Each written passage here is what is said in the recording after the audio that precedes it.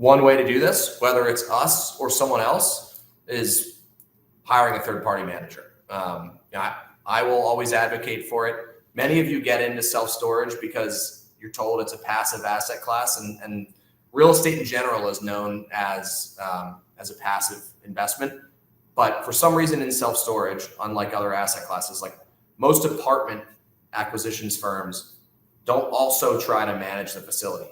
But people tend to enter the self-storage world. I think it's because it's a lower purchase threshold. There's smaller facilities. The entry, the barrier to entry is a little bit lower. That people come in and say, well, I'm going to buy this facility. I'm going to run it myself because it's a passive asset class. People come in and they pay.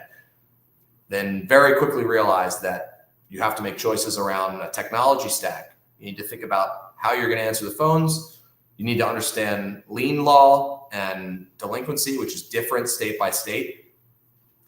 Owning the asset is the passive piece, and collecting rent is the passive piece. But operating the asset, that is, that's a managed service.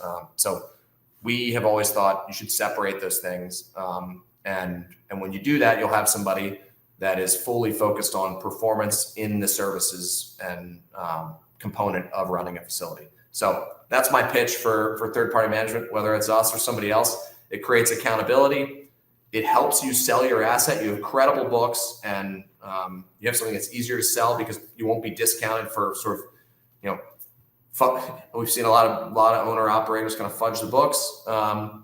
It's a good way to operate a facility. A case study on this is like we took over a facility not too far from where we are here in Brooklyn, in the Hudson Valley. They hadn't changed rates in forever.